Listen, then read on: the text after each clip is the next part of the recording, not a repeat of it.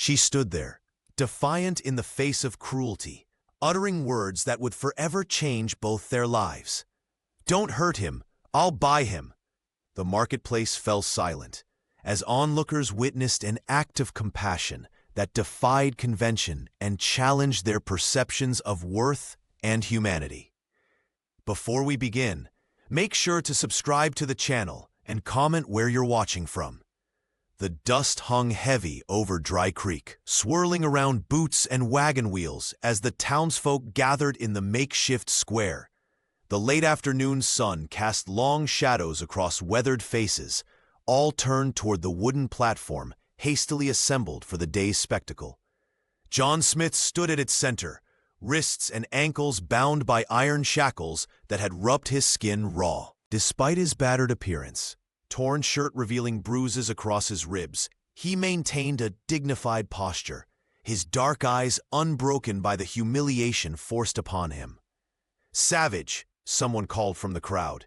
"Beast," echoed another, the words cutting through the air like stones. John didn't flinch, though his jaw tightened almost imperceptibly. The townsfolk pressed closer, their faces twisted with a mixture of fear and fascination. Children peered between adult legs while mothers pulled them back, whispering warnings about getting too close. Sheriff Robert Davis stepped onto the platform, the silver badge on his chest catching the sunlight. His boots made hollow sounds against the wooden planks as he circled John, looking him over like livestock at auction. The sheriff cleared his throat, his voice booming with practiced authority that silenced the murmurs. "This man," Davis announced, gesturing toward John without meeting his eyes, "is to be sold for labor to recoup the costs of his capture and the damages to the Henderson property." He didn't mention that the damages were merely John seeking shelter in an abandoned shed during last week's thunderstorm. The crowd buzzed with anticipation, men already reaching for their coin purses. The sheriff raised his hand, ready to begin the bidding. "We'll start at $20, he called, scanning the faces before him. "30, shouted a farmer needing cheap labor for the harvest. "35, countered the blacksmith, thinking of his overflowing workload. The price climbed steadily, each bid accompanied by cruel suggestions of how to handle their potential purchase. John's expression remained impassive, though his eyes darted briefly toward the road leading out of town, his only acknowledgement of the freedom being bartered away. Just as the bidding reached $50, a clear voice cut through the commotion. "Stop this." The crowd parted reluctantly, revealing Mary Johnson standing at its edge. Her faded brown dress hung loosely on her frame, and her auburn hair was pulled back in a simple knot. Despite her modest appearance, the determination in her green eyes commanded attention. "Mary," the sheriff acknowledged with surprise, "this isn't a place for—" "Don't hurt him," she interrupted, stepping forward with purpose. "I'll buy him." A stunned silence fell over the square, broken only by the distant call of a crow and the persistent whisper of dust dancing in the wind. Mary Johnson stood out among the crowd in her faded brown dress, the fabric worn thin from years of hard work. Her auburn hair was pulled back tightly, accentuating the determination that blazed in her green eyes as she stepped forward. The townsfolk parted around her like water around a stone as she approached the makeshift auction block. "Don't hurt him. I'll buy him," she declared, her voice carrying across the dusty town square with unexpected strength. The crowd fell silent, their collective gasp hanging in the air like the dust that swirled around their boots. For several heartbeats, Dry Creek seemed frozen in time. No one moved. No one spoke. Sheriff Robert Davis recovered first, his badge catching the harsh sunlight as he turned toward the widow. "Now, Mary, this ain't no place for a woman alone," the sheriff said, his tone dismissive yet tinged with awkward concern. "Go on home. We'll handle this savage." Mary stood her ground, chin lifted. "I have money, $70. She reached into her pocket and pulled out a small cloth pouch, the weight of coins inside representing every penny she'd managed to save since Jacob's passing. "It's all I have in this world."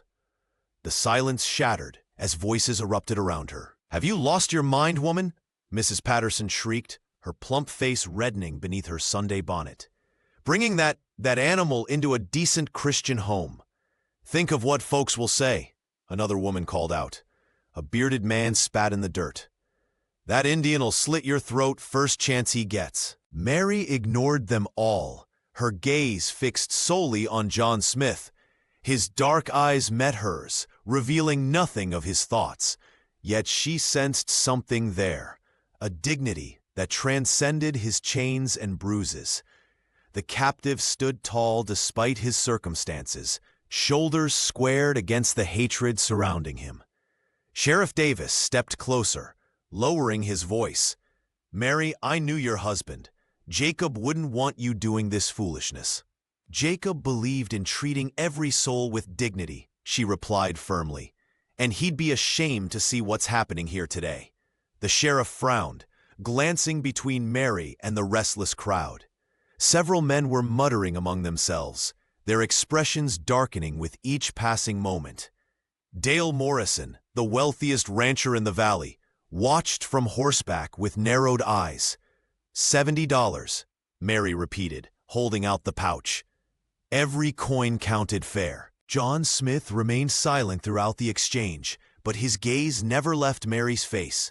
While the townsfolk continued their protests, something unspoken passed between the widow and the captive, a moment of recognition between two souls who understood what it meant to stand alone against the world. John Smith's eyes flickered with something almost lost. Hope, perhaps, or disbelief. The emotion passed across his face like a shadow, quickly hidden behind the stoic mask he'd worn throughout the auction. Mary Johnson stood before him, her auburn hair catching the sunlight as she faced the hostile crowd. "Call him savage all you want," she declared, her voice carrying across the makeshift square. "Why see a man worth saving?" Under the scorching sun, beads of sweat trickled down Sheriff Robert Davis's forehead as he reluctantly accepted Mary's offer. The lawman counted her $70 with exaggerated care, turning each coin over in his palm as if hoping to find one counterfeit. The crowd watched in tense silence, their earlier jeers momentarily subdued by the spectacle unfolding before them. "It's all there," Mary said firmly, her green eyes unwavering. The sheriff grunted his acknowledgement. "Take him," he growled, producing a key from his pocket. He knelt and unlocked the heavy iron shackles around John's ankles. The metal fell away with a dull thud against the dusty ground, revealing raw, chafed skin beneath. "His wrists, too," Mary demanded, gesturing to the bindings that still held John's hands together. Sheriff Davis straightened, hooking his thumbs into his belt near his badge. "Not yet. Paperwork first. Town ordinance." His tone made it clear this wasn't negotiable. "He's still property until the bill of sale is signed." Mrs. Patterson, watching from the edge of the crowd, made a sound of satisfaction at this small victory for propriety. Several townsmen nodded their approval, clearly uncomfortable with the idea of an unbound savage in their midst. Mary's jaw tightened, but she didn't argue further. Instead, she turned to John, her expression softening as she addressed him directly for the first time. "My ranch is about 2 miles east of town," she said in a gentle voice, as if they were simply two people having a conversation. "Will you come with me?" John's dark eyes studied her face, searching for deception or cruelty. Finding none, he gave a single, slight nod. Mary gestured toward the road leading out of town. "This way." As John took his first step forward, the chains no longer binding his movement to the auction post, a ripple went through the crowd. Some backed away, others whispered urgently to their neighbors. Young Tom Bradley watched with curious eyes, while Dale Morrison's face darkened with displeasure. It was a small step physically, but for John Tallbear, though Mary didn't yet know his true name, it represented the first tentative step toward freedom. And for Mary, it was a step away from the loneliness that had consumed her since becoming a widow, though neither of them could possibly know where this path would lead. The crowd parted like the Red Sea as Mary Johnson guided John through the dusty square of Dry Creek. Their passage created a vacuum of stunned silence, followed by explosive whispers. Women clutched their children closer, while men fingered the brims of their hats, eyes narrowed with suspicion and judgment. Mrs. Patterson, her silk dress a stark contrast to the dust swirling around her polished boots, stepped directly into Mary's path. The banker's wife's face contorted with disgust as she hissed, "You'll regret this foolishness before the week is out. That savage will slit your throat while you sleep." Mary met her gaze without flinching. "The only thing I'd regret is standing by while you all treat a human being like livestock," she replied, her voice carrying across the suddenly quiet square. "Now please step aside." Behind Mrs. Patterson, several townspeople murmured their agreement with her warning. A woman pulled her daughter closer, whispering something that made the child stare at John with wide, frightened eyes. The hostility hung thick in the air, almost as tangible as the dust. Old Samuel Turner spat a stream of tobacco juice into the dirt. The blacksmith's massive arms, corded with muscle from years at the forge, crossed over his chest as he muttered loudly enough for all to hear. "That widow's gone plumb crazy. No savage can be civilized, no matter how much Christian charity you throw at him." His weathered face creased with certainty. "Mark my words, she'll be found dead within the month." Several men nodded in solemn agreement. One called out, "You want us to escort you home, Mary? Make sure you're safe?" The false concern in his voice barely masked his true intentions. "I can manage just fine," Mary answered, her chin lifting slightly higher as she and John continued their slow progress through town. From the edge of the crowd, young Tom Bradley watched the pair with thoughtful eyes. Unlike the others, his face showed neither disgust nor fear, only curiosity. The young man leaned against a hitching post, observing how John moved with quiet dignity despite his injuries. How he kept a respectful distance from Mary while still remaining close enough to signal they traveled together. "Maybe," Tom whispered to himself as they disappeared down the dusty street, "it's not the savage who needs civilizing." He glanced around at the hatred etched on the faces of people he'd known all his life. "Maybe it's us." The thought troubled him as he turned away, the image of Mary's defiant stance and John's unbowed shoulders lingering in his mind long after they had vanished from sight. The sheriff's office felt like a furnace, the afternoon heat trapped beneath its low ceiling. Mary Johnson stood across from Sheriff Robert Davis, her posture rigid despite the exhaustion weighing on her shoulders. The lawman's weathered face twisted with disapproval as he leaned forward, his badge catching the light streaming through the dusty window. "You're making a terrible mistake, Mrs. Johnson," Sheriff Davis said, lowering his voice to what he probably thought was a fatherly tone. "A woman alone with a savage? The whole town will think you've lost your mind." Mary's green eyes never wavered. "I didn't ask for the town's opinion, Sheriff. I paid fair and square." The lawman drummed his fingers on the worn desk, glancing at John, who stood silently in the corner, his dark eyes fixed on the floorboards, wrists still bound and raw. What would Jacob think of this? Sheriff Davis tried another approach, invoking her late husband's name. He was a respectable man. A flash of pain crossed Mary's face, but her resolve only strengthened. "My husband believed in treating people with dignity, something this town seems to have forgotten." The sheriff sighed heavily, reaching for a ledger book. "You know Dale Morrison's been asking about your land. He'd pay good money, more than enough to start fresh somewhere else, somewhere safer." "Just write the bill, Sheriff," Mary replied, her voice unwavering.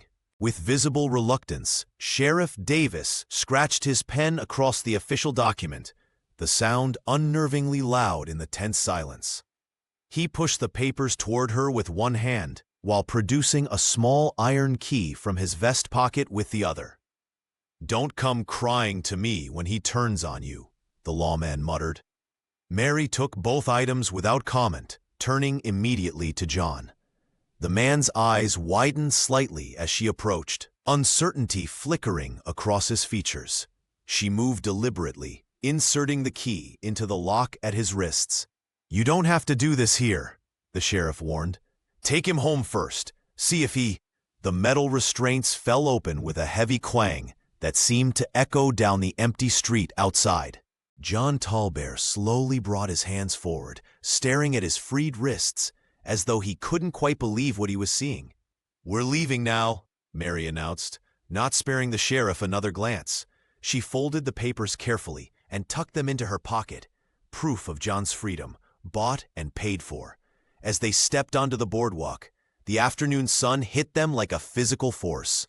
Mary noticed how John squinted against the brightness, how he flexed his fingers experimentally. For the first time since she'd seen him in chains, a hint of something other than resignation crossed his face, the faintest glimmer of hope. John Tallbear rubbed his raw wrists, wincing slightly as his calloused fingers traced the angry red welts where the iron had bitten into his skin. It was the first truly vulnerable gesture Mary had seen from him, a small crack in the stoic facade he'd maintained even while being auctioned like cattle in the town square. "We'll need to tend to those," Mary said, her tone softening as she watched him. "I have some salve at the ranch. That might help." She hesitated, then added, "That's where we're headed. My place. It's not much, but you'll have shelter and food." He nodded once, his dark eyes studying her face as if searching for deception. Finding none, he lowered his hands and waited for her lead. They walked side by side down Dry Creek's dusty main street, an unlikely pair drawing every eye in town. Mary kept her chin high, though she felt the weight of each stare like stones upon her back. Outside the general store, Mrs. Patterson whispered loudly to the butcher's wife, not bothering to lower her voice. "She'll be found dead in her bed before the week is out." Mary pretended not to hear, but felt John tense beside her. She glanced at him, noticing how his jaw tightened, yet he kept his eyes forward, dignity wrapped around him like armor. As they approached the livery stable, Tom Bradley emerged, leading a chestnut mare. The young man offered a hesitant nod, the closest thing to kindness they'd received all day. "Got your horse ready, Mrs. Johnson," he said, handing her the reins. "Thank you, Tom," she replied, grateful for the small mercy. Tom's eyes flicked to John, curiosity rather than malice in his gaze. "There's an old saddle in the back you can use for him to ride." Mary shook her head. "We'll walk together. It's not far." As they continued toward the edge of town, Mary felt something stir within her, a sense of direction, of purpose. For months after Jacob's death, she'd moved through her days like a ghost, tending the failing ranch out of habit rather than hope. Now, with each step away from town, the fog seemed to lift slightly. "It's about 3 miles," she explained to John, who walked steadily beside her. "The land's gone to seed a bit since my husband passed. Jacob, that was his name. He had plans for it." John nodded, offering no words, but listening intently. A wagon rumbled past, the driver spitting in their direction. Mary ignored it, focusing instead on the horizon where her property lay. With John beside her, she felt the faintest flicker of something she hadn't experienced since burying her husband. Not happiness exactly, but possibility. After months of isolation and grief, she was no longer adrift. She had a purpose now, even if that purpose was simply ensuring this man beside her would never be in chains again. The ranch appeared on the horizon as they crested the final hill, the fading sunlight casting long shadows across what had once been a promising homestead. Mary Johnson's property stood in stark contrast to the well-maintained farms they'd passed along the way. The main house sagged visibly on one side, its weathered boards crying out for paint and repair. Broken fence posts jutted from the earth like broken teeth, and what should have been gardens had surrendered to an army of weeds and wild grasses. Mary felt shame burn in her chest as she watched John take in the sorry state of her home. She hadn't realized how far things had deteriorated since Jacob's passing. The widow had been merely surviving, not living, letting the ranch fall into disrepair as grief consumed her. "It's not much," she admitted, her voice barely audible above the evening breeze. "But it's shelter." John surveyed the property with a wordless acceptance. His dark eyes moved methodically from the leaning barn to the overgrown fields, then back to the house. He simply nodded, as if he'd seen far worse in his time. There was no judgment in his gaze, only quiet assessment. Their arrival was marked only by the crunch of wagon wheels on the dirt path and the nervous whinnying of the horse. No neighbors came to welcome them. No friendly faces appeared to greet the newcomers. The isolation that had once seemed a burden to Mary now felt like a blessing. Inside the modest dwelling, Mary lit a lamp and showed John around with nervous gestures. The interior was clean but sparse, with simple furnishings that spoke of better days. "You can stay in the barn," she explained, leading him across the yard. "It's dry, at least. I've got hay and some blankets you can use." The laborer followed silently, his shoulders still tense as if expecting this kindness to be withdrawn at any moment. As they entered the barn, his gaze fell upon a framed photograph hanging on a post. Jacob Johnson in his Sunday best, smiling broadly beside a younger, happier Mary. John paused, studying the image. Mary's voice faltered as she explained. "My husband. He passed 2 winters ago. Fever took him." The man's eyes softened with understanding. He'd seen death too, recognized the hollow ache it left behind. John simply nodded, and, before turning to arrange his makeshift bed in the corner, managed a hoarse "thank you." 2 simple words, but in them Mary heard something she hadn't expected. Genuine gratitude, perhaps the first honest exchange between them since leaving town. Mary Johnson lay awake in her creaking bed, listening to the unfamiliar sounds of another human presence on her property. The old ranch house settled around her, with its familiar groans and whispers. But tonight was different. For the first time since Jacob's passing, she wasn't completely alone. The thought brought an unexpected comfort, rather than the fever she might have anticipated. She traced the cracks in the ceiling with her eyes, wondering what John was doing in the barn. Was he comfortable enough? Would he try to leave in the night? But something told her he wouldn't. There was an unspoken agreement between them now, a fragile thread of trust beginning to form. In the barn, John Tallbear sat on an upturned bucket, his nimble fingers working methodically to repair a broken leather harness. The lantern cast long shadows across the weathered wooden walls as he pulled the needle through tough leather. His wrists still bore the raw marks of his shackles, but he worked through the discomfort with practiced patience. When the barn door creaked open, he tensed momentarily before recognizing Mary's silhouette against the night sky. She carried a tray with 2 steaming bowls and a small loaf of bread. "I thought you might be hungry," she said, setting the tray down on a nearby crate. "It's just bean stew, nothing fancy." John nodded his thanks, wiping his hands on a rag before accepting the bowl. The widow sat across from him on a hay bale, watching as he took his first careful spoonful.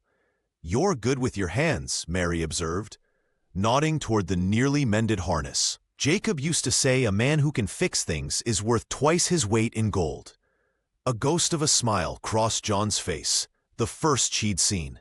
They ate in companionable silence, the only sounds being the occasional nickering of Mary's old mare and the soft padding of barn cats who emerged from the shadows, curious about their visitors. One tabby, bolder than the rest, approached John cautiously. To Mary's surprise, he extended his hand slowly, allowing the cat to sniff his fingers before gently scratching behind its ears. Soon, the feline was purring contentedly at his feet. "They're good judges of character," Mary said softly. "They never liked the sheriff much." John's dark eyes met hers briefly, a flash of understanding passing between them. He didn't need many words to communicate. She was learning. In this moment of shared food and quiet company, something shifted between them. Not friendship exactly, not yet, but a mutual recognition of two souls weathered by hardship, finding unexpected sanctuary in each other's presence. Mary Johnson woke at dawn to find her list of ranch repairs had grown overnight. The leaky roof, broken water pump, and collapsed chicken coop joined the sagging fence and overgrown garden. She sat at her kitchen table, pencil in hand, trying to determine what needed fixing first, with absolutely no money to spare. A soft knock interrupted her thoughts. John Tallbear stood in the doorway, his tall frame silhouetted against the morning light. Though still thin from his ordeal, he gestured toward the tools hanging on the wall, then to himself. His meaning was clear. "I can't pay you," Mary said, embarrassment coloring her cheeks. "I spent everything I had to." She couldn't finish the sentence. John shook his head and extended his wrists. The raw marks from the shackles were healing, forming pink scars where metal had once bit into flesh. He pointed to her, then back to his wrists. His dark eyes conveyed what words couldn't. Her act of freedom was payment enough. "Thank you," she whispered, unexpected tears threatening. They established a wordless rhythm as the sun climbed higher. John tackled the fence, his strong hands working methodically with Jacob's old tools. Mary attacked the garden, pulling weeds that had choked her vegetables for months. The physical labor felt good, purposeful in a way she hadn't experienced since becoming a widow.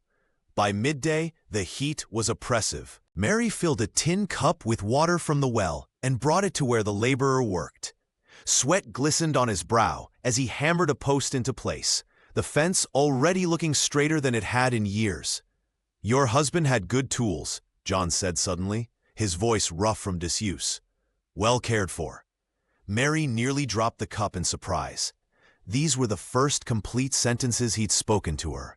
"Jacob believed in taking care of what you have," she replied. "Offering the water," said a well-maintained tool lasts generations. John nodded, taking a long drink. Wisdom in that. He ran his hand along the hammer's worn handle. "My father taught similar lessons." Mary studied him as he returned to work, noticing how his movements were precise and practiced. He wasn't just doing manual labor. He was crafting, rebuilding with care and attention. By sunset, the fence stood straight along the western property line, and Mary's garden beds were cleared and ready for new planting. As they walked back to the house, exhausted but satisfied, Mary realized something had shifted between them.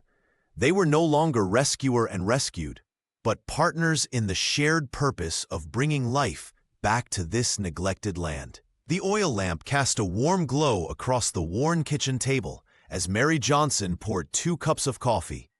These evening moments had become a sanctuary for them both.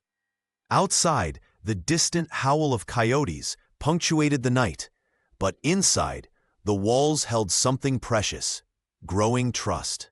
"Jacob always dreamed of planting an orchard on the north slope," Mary said, her fingers tracing the grain of the wooden table.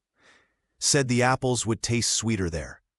She smiled at the memory, the pain of loss still present but somehow gentler now that she had someone to share it with. John nodded, his dark eyes reflecting the lamplight. He rarely interrupted when she spoke of her husband, understanding the importance of memories. When Mary fell silent, he would sometimes offer small observations about the ranch, how the soil near the creek would be good for certain crops, or how the afternoon light hit the western fence. Tonight was different. After weeks of rebuilding fences and mending the roof together, John finally spoke of his own past. His voice was low and melodic, the words carefully chosen. "My grandmother taught that the land remembers everything, both the blood spilled and the prayers offered," he said, his calloused hands cradling the coffee cup. "She said it waits for hands that will care for it properly, hearts that remain even when seasons turn harsh." Mary listened, transfixed by this rare glimpse into his world.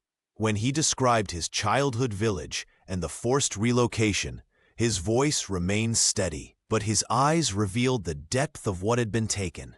"The mission school gave me this name, John," he explained, "but my people called me Tallbear."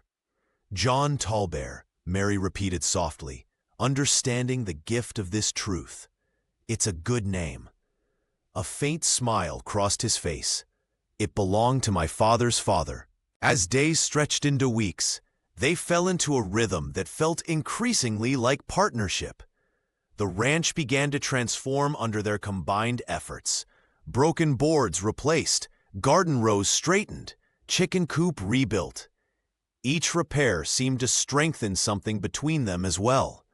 They worked side by side, often in comfortable silence. John would demonstrate a better way to split wood. Mary would show him where the best wild berries grew. Their conversations came easier now, no longer filled with awkward pauses and uncertain glances. Trust grew in these spaces, in shared meals, in the passing of tools, in the quiet acknowledgement of each other's strengths. The widow and the man everyone called Savage had found something neither expected: understanding. And in that understanding, something deeper was taking root, as steady and promising as the repairs they made to the neglected ranch. Mary Johnson could feel the town's eyes on her back as she guided her wagon down Dry Creek's main street. 3 weeks had passed since she'd brought John Tallbear home, and the whispers had only grown louder. She tied her horse outside the general store, squaring her shoulders before stepping inside. The usual chatter died instantly. Mrs. Patterson stood by the counter, her pinched face turning away as if Mary carried some contagious disease. The shopkeeper, normally friendly, barely acknowledged her presence as she placed her list on the counter. "We're out of flour," he muttered, though Mary could clearly see sacks stacked behind him. "I can see it right there," she challenged, her green eyes flashing. "Spoken for," came the curt reply. As Mary gathered what little the store would sell her, she overheard Mrs. Patterson's stage whisper. "Living alone with that Savage? No decent woman would. Jacob would be turning in his grave." The widow's hands trembled slightly as she paid, but she kept her chin high. Outside, she nearly collided with Tom Bradley, whose father served as the town's doctor. "Miss Mary," he said, tipping his hat. Unlike the others, his eyes held no judgment. "Let me help you with those." As they loaded her meager supplies, Tom glanced around before lowering his voice. "You should know, some men have been talking at the saloon. Morrison's been saying you need protection from your worker." Mary's stomach tightened. "Protection? They're worried about you," Tom said, though his tone made clear who they were really concerned about. "Or claimed to be. Just be careful riding home alone."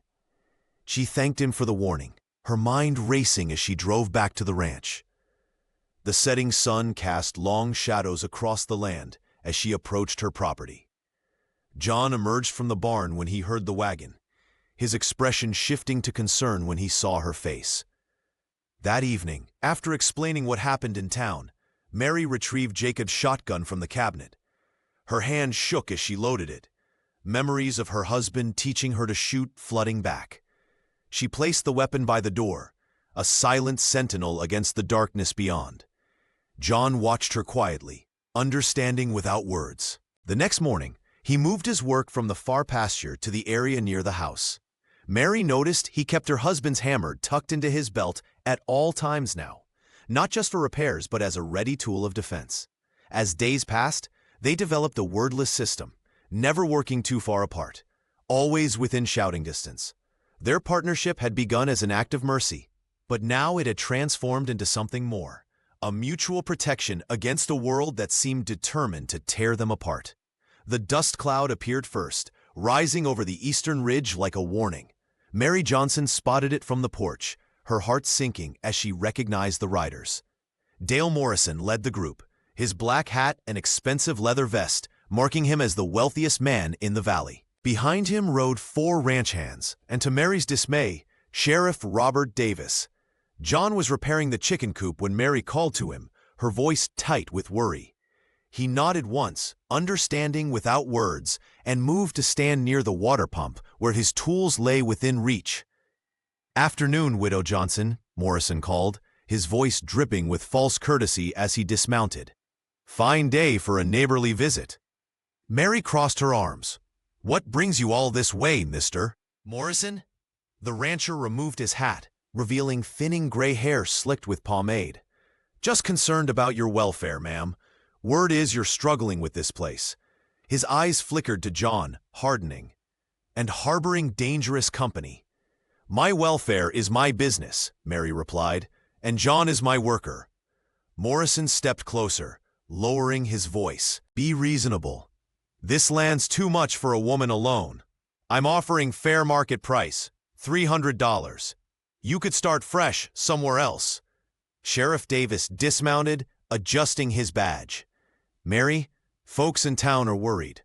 Maybe it's time to reconsider your arrangement." "My arrangement?" Mary's green eyes flashed. "You mean the legal contract you yourself witnessed?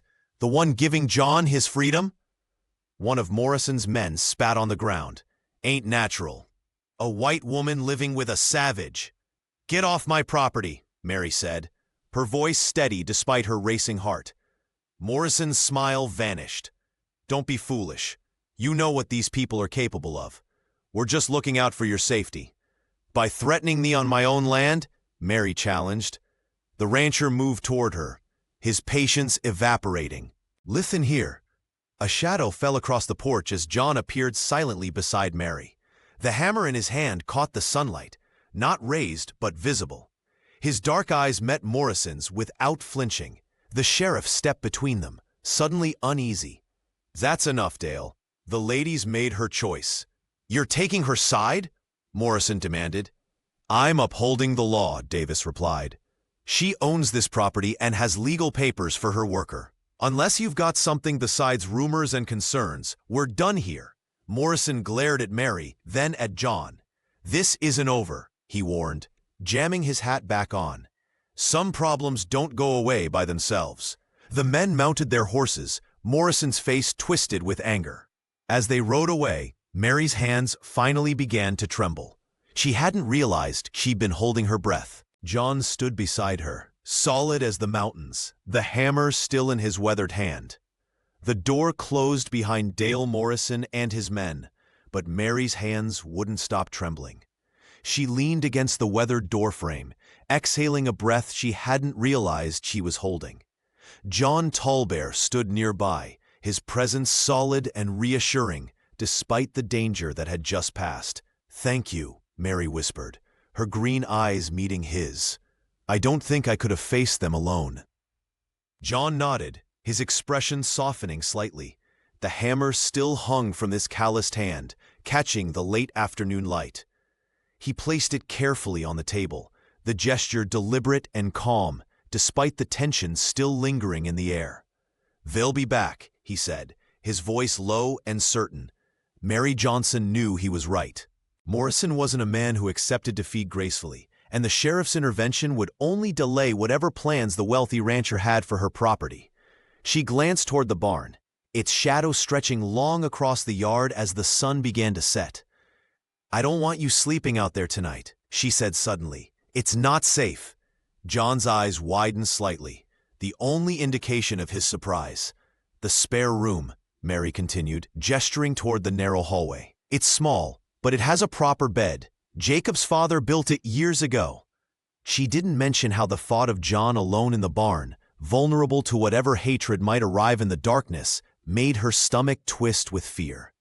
He hesitated, his gaze traveling around the modest home that had once belonged to her and her husband. "You sure?"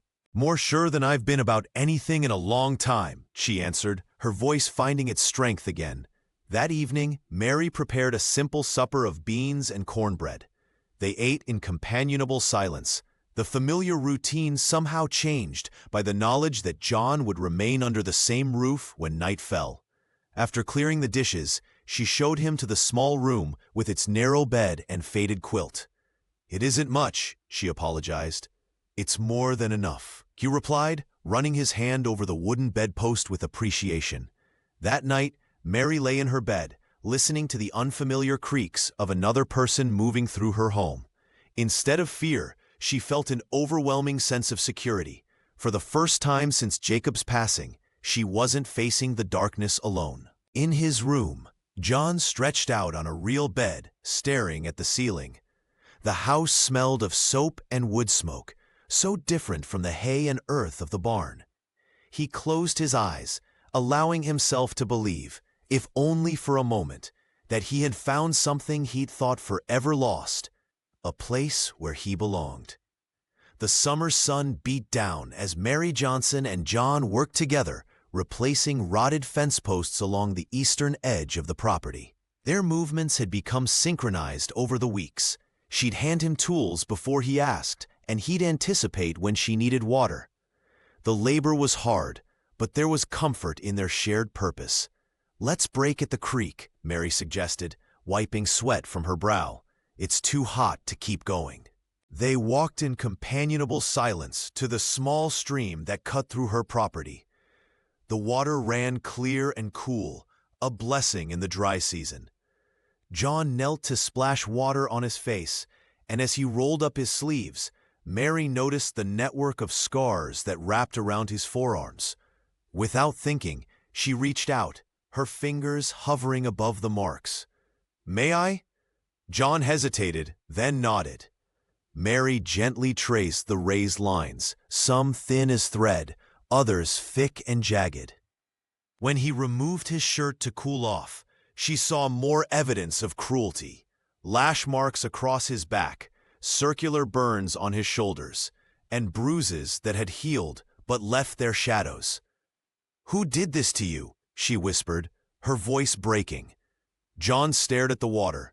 "Many people, many years." Mary sat beside him on a smooth rock, her green eyes filled with tears. "I want you to know something," she said firmly. "That day in town, I didn't buy a man. I couldn't. No one can own another person. I bought your freedom. There's a difference." He looked at her then, his dark eyes searching hers. "My name is John Tallbear," he said finally. "Not Smith. Tallbear was given at the mission school." He dipped his hand in the creek. "Before that, I had another name, one my mother gave me." As the creek bubbled around them, John shared fragments of his past. A childhood in territories farther west, his people's forced removal from ancestral lands. Years working for ranchers who treated him worse than their livestock. He spoke of a family scattered, some dead, others lost to him forever. Mary listened, her heart aching. When he finished, she didn't offer empty sympathies. Instead, she said, "Thank you for trusting me with your story." John nodded, understanding the weight of her words. "This land," he said, gesturing to the ranch around them, "it remembers both suffering and kindness." They sat together until the sun began its descent, two wounded souls finding unexpected healing in each other's company. When they finally returned to work, something had shifted between them, a deeper understanding, a bond forged in shared vulnerability and mutual respect. The sound of hoofbeats and men's voices roused Mary from sleep. Dawn had barely touched the horizon when she peered through the window to see a dozen mounted figures approaching her property. Torches flickered in the half-light, illuminating the stern face of Reverend Blackwood at the front of the group. Mary Johnson grabbed her shotgun and rushed to wake John Tallbear, who was already alert in the spare room, his eyes reflecting the distant flames. "Stay behind me," she whispered, but he shook his head, moving to stand beside her as they stepped onto the porch. "Mary Johnson," Reverend Blackwood's voice boomed across the yard. "This has gone far enough. Your behavior is an affront to decency and the Lord's teachings." The widow stood tall, her auburn hair loose around her shoulders, shotgun steady in her hands. "My behavior? You come to my property before sunrise with torches and threats, and you speak of decency?" Several men shifted uncomfortably in their saddles, but Dale Morrison pushed his horse forward. "We're giving you one chance to correct your mistake. Send the savage away or face the consequences." "His name is John," Mary replied, her voice carrying clearly in the morning air. "And he stays. This is my land, my choice." Reverend Blackwood's face contorted with anger. You've been blinded by sin, woman, living alone with this heathen. What would your husband say if he could see you now? John stepped forward, his presence commanding despite his silence. The men tensed, hands moving to weapons. Jacob would be proud, Mary answered, her chin lifting. He believed in treating people with dignity, something you all seem to have forgotten. Sheriff Davis, standing at the back of the group, finally spoke. This is private property, Reverend. We can't legally force her hand. Ah, then God will judge her, the Reverend spat, wheeling his horse around. Don't come crying to us when your throat's cut in the night. As the men turned to leave, Morrison hurled his torch toward the barn. It arced through the air, landing against the wooden wall. John moved with surprising speed, racing across the yard to stamp out the flames before they could spread, using his boot to crush the embers into the dirt. Mary's heart pounded as she watched the men disappear down the road, their torches like fireflies in the distance. Only when they were gone did she lower the shotgun, her hands trembling. They'll be back, she said quietly. John nodded, placing a reassuring hand on her shoulder. In that touch was a promise they would face whatever came together. The morning after the attack, Mary stood on her porch, surveying the scorched patch of earth where the torch had landed. Her shoulders sagged with exhaustion, but her resolve remained unbroken. The sound of an approaching wagon made her tense until she recognized the weathered faces of Lars and Ingrid Olsen, their rickety farm wagon creaking to a halt in front of her home.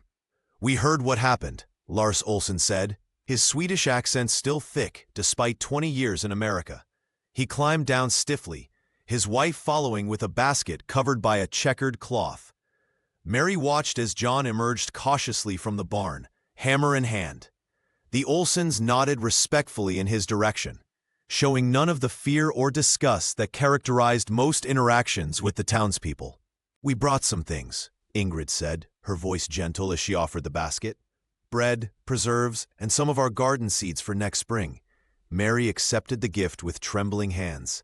You shouldn't have come. They might turn against you too. Lars shrugged his broad shoulders. When we first arrived, they called us foreigners, said our language was devil talk. He glanced at his wife.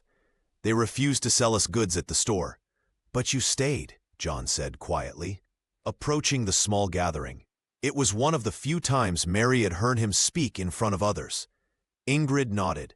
This land gives second chances to those strong enough to take them. She reached into her pocket and pulled out a small cloth pouch. These are special tomato seeds from the old country. They grow sweet even in poor soil. As they shared coffee on the porch, the Olsens told stories of their early struggles and how they'd gradually earned a place in the community. John listened intently, occasionally asking questions about their farming techniques. When the couple finally departed, promising to return soon, Mary felt a warmth that had nothing to do with the autumn sun. She and John worked side by side that afternoon, clearing the blackened earth and planning where to plant the Olsen seeds come spring. As dusk painted the sky in shades of orange and purple, they sat together on the porch steps, shoulders almost touching. I never thought I'd find allies here, Mary admitted. Watching the first stars appear, John's hand found hers in the growing darkness. You showed me kindness when no one else would. Perhaps that's how change begins. The touch of his calloused fingers against hers sent a flutter through Mary's chest. What had started as an act of mercy had grown into something neither had expected.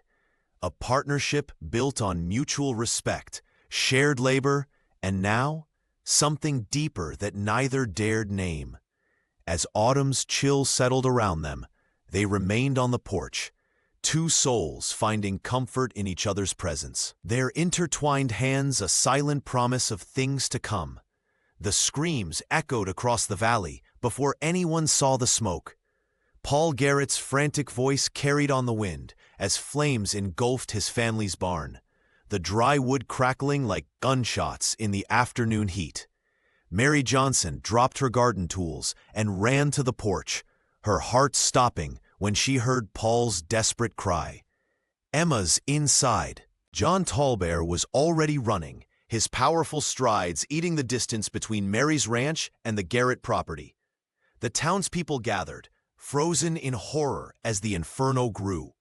Martha Garrett collapsed against Sheriff Robert Davis, her sobs piercing the air, while her husband fought against neighbors who held him back from certain death. Without hesitation, John plunged into the blazing structure. The crowd fell silent, their collective breath held as seconds stretched into eternity. Mary pushed to the front, her fingers pressed against her lips in silent prayer.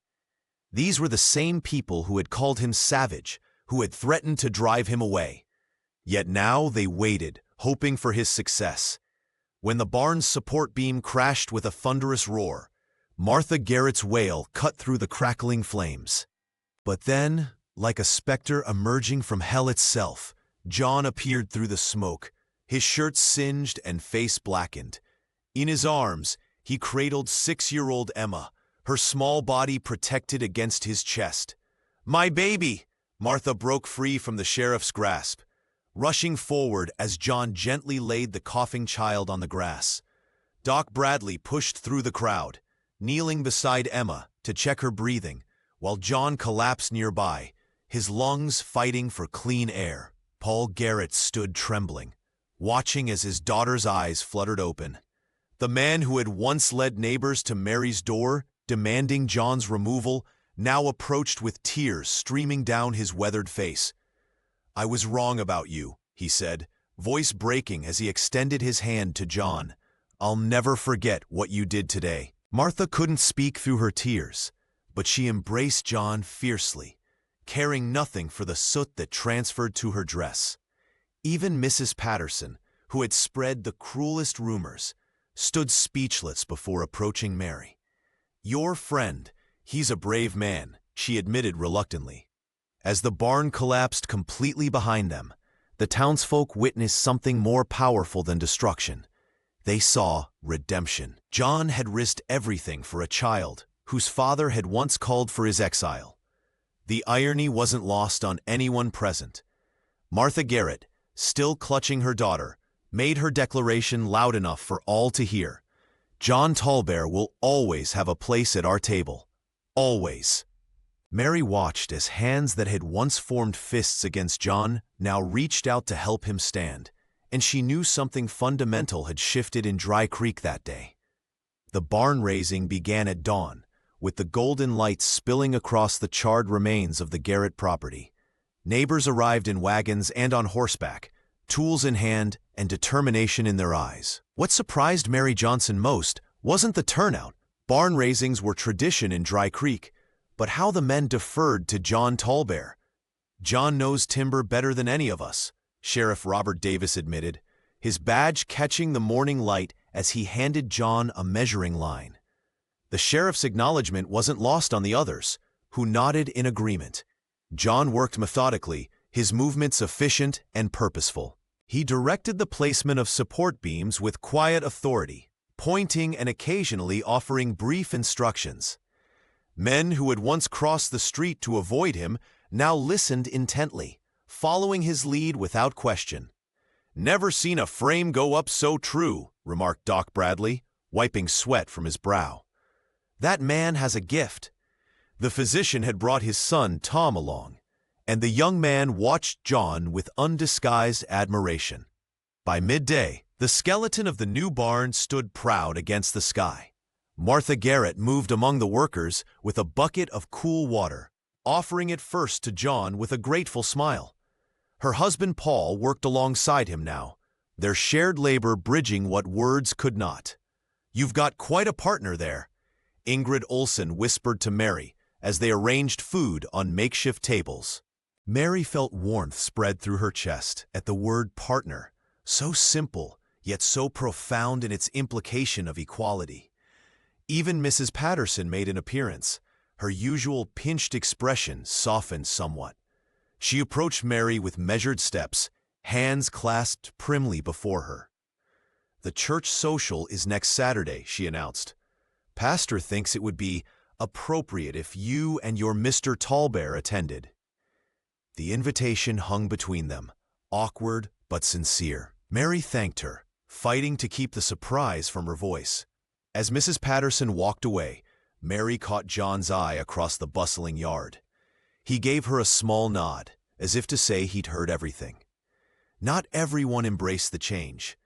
Dale Morrison observed the proceedings from horseback on a distant ridge, his face dark with displeasure. The wealthy rancher spat into the dust before turning his mount away, unwilling to witness the community's shifting allegiance. By sunset, the barn stood complete, a testament to what could be accomplished when prejudice gave way to cooperation. As families gathered for a celebratory meal, Sheriff Davis raised his cup. "To neighbors helping neighbors," he called out, his eyes finding John in the crowd. All neighbors. Hearts were opening, slowly and painfully. As John's courage and dignity broke through years of prejudice, the tide was turning in Dry Creek. One nail, one beam, one changed mind at a time. The glow of lanterns bathed Mary Johnson's kitchen in warm light as she and John shared a simple supper of rabbit stew. Outside, the evening breeze carried the scent of autumn through the valley. The day's triumph at the Garrett farm had left them both exhausted but content, their shared glances speaking volumes across the weathered oak table. "I never thought I'd see the day when Paul Garrett would shake your hand," Mary said, breaking the comfortable silence. Her auburn hair caught the lamplight as she reached for the bread. John's eyes crinkled at the corners. "People can change," he replied, his voice still carrying the rasp of someone unaccustomed to regular conversation. "Not all, but some." After they finished eating, John reached into his pocket, hesitating briefly before extending his palm toward Mary. There, nestled against his callous skin, lay a white arrowhead, its edges smooth from years of handling. "This belonged to my mother," he explained, his dark eyes holding Mary's gaze. "She carried it from our homeland when soldiers moved our people, said it protected her spirit through the long march." Mary's breath caught in her throat as she understood the significance. "John, I can't. It's meant to protect those we—" He paused, searching for the right word. "Those we hold in our hearts." Her fingers trembled as she accepted the charm, feeling its weight, not just of stone, but of history, of trust, of belonging. Tears welled in her eyes as she closed her hand around it. "No one's given me anything so precious since Jacob's wedding band," she whispered. The widow looked at the man before her, no longer the battered captive from the town square, but a partner who had helped rebuild not just her ranch, but her reason to wake each morning. The transformation in them both seemed impossible, yet here they were. Mary leaned forward, her heart thundering in her chest, and pressed her lips gently against his. The kiss was tentative at first, then blossomed with promise of healing, of companionship, of a future neither had dared imagine. When they parted, John Tallbear touched his forehead to hers, his breath warm against her skin.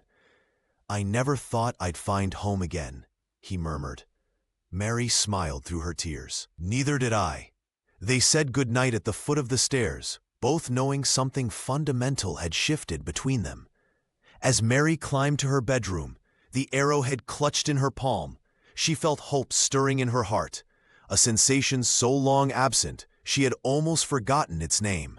The first frost of autumn painted the valley with silver as Mary Johnson and John Tallbear stood on the porch of their ranch house, surveying what they had built together. The broken fences now stood sturdy. The garden flourished with late-harvest vegetables, and the barn, once sagging under its own weight, stood tall against the morning sky. "We did this," Mary whispered, her green eyes bright with pride. She slipped her hand into John's. The calluses on both their palms, a testament to months of shared labor and purpose. John nodded, his quiet demeanor unchanged, but his eyes softer now. "Your husband would be proud," he said, glancing at the photograph of Jacob that still held a place of honor inside. The words came easier to him these days, each one a gift he no longer hoarded. Their partnership had blossomed into something neither had dared name at first. love that grew naturally as the crops they tended together. The ranch that had once been Mary's burden alone now thrived under their combined care, with 3 new horses in the corral and a small herd of cattle grazing on the north pasture. In town, change came slowly but steadily. Sheriff Davis tipped his hat to them both at the general store now. Tom Bradley had become a regular visitor, eager to learn John's techniques for training horses. Even Mrs. Patterson had grudgingly invited them to the harvest social, though Mary suspected it was more about curiosity than genuine acceptance. "Lars says we'll have an early winter," John remarked, gesturing toward the Olsons' property where smoke curled from the chimney. The neighboring family had become true friends, sharing meals and stories of their homeland across the ocean. Not everyone had changed, of course. Dale Morrison still rode the long way around to avoid passing their property, his resentment a smoldering ember that would never quite extinguish. Some wounds ran too deep for healing, some prejudices too entrenched for transformation. Yet as they walked together toward the barn, Mary felt a contentment she'd thought forever lost after Jacob's death. She touched the white arrowhead she now wore on a leather cord around her neck, John's mother's protective charm, a bridge between his world and hers. Inside the barn, John showed her the cradle he'd been carving in secret moments, a hope for their future, crafted with the same careful hands that had rebuilt their home. Mary traced the intricate patterns with her fingertips, tears welling in her eyes. "Is it too soon?" he asked, uncertainty flickering across his face. Mary shook her head and leaned against him. "It's perfect timing," she whispered. As the autumn wind swept through Dry Creek Valley, they stood together in the doorway of the barn they had rebuilt, watching the sunset paint the western sky in shades of promise. 2 souls who had found in each other not just survival, but a reason to thrive, and finally, truly, a place to call home.